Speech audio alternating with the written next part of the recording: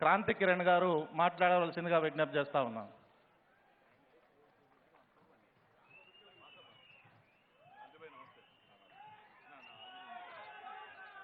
జై తెలంగాణ, జై తెలంగాణ. ముఖ్య అతిథి పార్టీ కార్యనిర్వాహక అధ్యక్షులు కేటీఆర్ గారు, అట్లాగే సహచర ఎమ్మెల్యేలు ఎంపీ గారు బీబీ పాటిల్ గారికి, అట్లాగే జహీరాబాద్ పార్లమెంట్ నియోజకవర్గం నుంచి హాజరైన ముఖ్య కార్యకర్తలందరికీ కూడా తెలంగాణ ఉద్యమం తెలియజేసుకుంటున్నాను. జై తెలంగాణ. ఈ సభకు ఎన్నికల సందర్భంగా హాజరైన ముఖ్య కార్యకర్తలందరూ కూడా ప్రధానంగా ఏదైతే మన నాయకుడు రాష్ట్రాన్ని ప్రగతి పదంలో ముందుకు తీసుకెళ్తున్న కేసీఆర్ గారి నాయకత్వాన్ని బలపరుస్తూ ఇప్పటి వరకు గత 5 సంవత్సరాలుగా తెలంగాణలో జరుగుతున్న అభివృద్ధిని చూసి దేశంలోని అన్ని రాష్ట్రాలు కూడా తెలంగాణను ఒక నమూనాగా తీసుకున్న పరిస్థితిలో మనం ఇప్పుడు ఈ పార్లమెంటు ఎన్నికల్ని జరుపుకోబోతున్నాం. అంటే ఒక రాష్ట్రానికి కావాల్సిన అభివృద్ధి పథకాలు ఎట్లా ఉండాలి, రాష్ట్ర ప్రజల సంక్షేమం ఎట్లా ఉండాలి అనేది చాలా చిన్న దగ్గర నుంచి పెద్ద సైజు వరకు, పుట్టిన బిడ్డ నుంచి పెళ్ళయ్యేంత వరకు, పెళ్ళయిన తర్వాత కూడా చనిపోయే వృద్ధుల వరకు కూడా, కార్మికుల వరకు, అట్లాగే వ్యవసాయ కూలీల గురించి, వ్యవసాయదారుల గురించి, అందరి గురించి ఆలోచిస్తున్న ఒకే ఒక్క నాయకుడు కేసీఆర్ కనుక అట్లాంటి విజన్ ఉన్న నాయకుడు, అట్లాంటి ఒక దూరదృష్టి ఉన్న నాయకుడు రేపు దేశానికి అవసరం ఉందనే విషయాన్ని కూడా మనందరం గుర్తించాల్సిన అవసరం ఉందని చెప్పి ఇక్కడ హాజరైన ముఖ్య కార్యకర్తలందరికీ కూడా నేను తెలియజేసుకుంటూ, రేపు ఏదైతే ఈరోజు కేసీఆర్ గారు ఆలోచిస్తున్నారో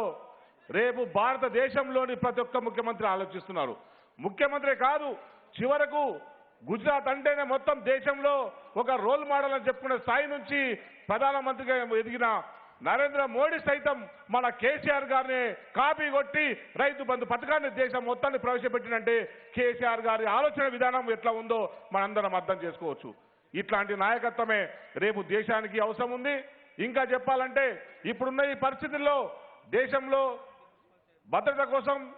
అంతర్గత భద్రత కావచ్చు, బయట సరిహద్దుల్లో ఉన్న పరిస్థితులు కావచ్చు, 2 రాజకీయ పార్టీలు కాంగ్రెస్ పార్టీ మోడీ కానీ రాహుల్ కానీ రాజకీయాల కోసం వాడుకుంటున్నారు తప్పించి నిజమైన సంక్షేమం కోసం కానీ నిజమైన భద్రత కోసం కానీ వాళ్ళు పనిచేస్తున్న విషయాన్ని కూడా మనం తెలుసుకోవాల్సిన అవసరం ఉంది. ఆ 2 పార్టీలు దేశ ప్రజలకు భద్రత కల్పించడంలో, దేశ ప్రజల సంక్షేమాన్ని చూడడంలో విఫలమైన విషయాన్ని కూడా మనందరం పరిగణలోకి తీసుకోవాల్సిన అవసరం ఉంది. ఇవన్నీ తీసుకున్న తర్వాత కేసీఆర్ గారు లాంటి నాయకుడు మన దేశానికి అవసరం ఉంది. మన దేశ ప్రజల సంక్షేమం కావాలంటే, దేశానికి ఒక దిక్సూచి కావాలంటే దేశ రాజకీయాల్లో కేసీఆర్ గారు లాంటి వ్యక్తి కేసీఆర్ నాయకత్వం వహించాల్సిన అవసరం ఉందని చెప్పి మీ అందరికీ తెలియజేసుకుంటూ, ఇక అది ఎట్లా సాధ్యమవుతుందంటే మనకైతే ఏదైతే 16 స్థానాలు ఉన్నాయో ఆ 16 స్థానాల్లో తప్పకుండా మనం టీఆర్ఎస్ జెండాను ఎగరేయాలి. టీఆర్ఎస్ జెండాను ఎగరేస్తే తప్పకుండా కేసీఆర్ గారి మార్గదర్శకంలో దేశం నడుస్తుందనే ఆలోచన మనందరికీ ఉందని మీ అందరికీ తెలియజేసుకుంటూ, తప్పకుండా ఏదైతే మనం ఈ ప్రాంతంలో మన ఈ తెలంగాణలో అభివృద్ధి పథకాలని అమలు చేసుకుంటున్నామో ఇదంతా దేశంలో కూడా అమలు జరగాలంటే, దేశ ప్రజలందరూ కూడా సుఖశాంతాలతో బతకాలంటే, తప్పకుండా ఇట్లాంటి పథకాలు అమలు జరగాలంటే కేసీఆర్ గారి నాయకత్వం ఉండాలని చెప్పి మీ అందరికీ కోరుకుంటూ, మనందరం కూడా తప్పకుండా కేసీఆర్ గారి నాయకత్వంలో, కేటీఆర్ గారి మార్గదర్శకత్వంలో అత్యధిక మెజార్టీతో మన పార్లమెంటు నియోజకవర్గం అభ్యర్థిగా గెలిపించుకుందామని చెప్పి మీ అందరికి పిలిపించుకుంటూ నాకు ఈ అవకాశం కల్పించిన జుక్కల్ ఎమ్మెల్యే గారికి, అట్లాగే మంత్రి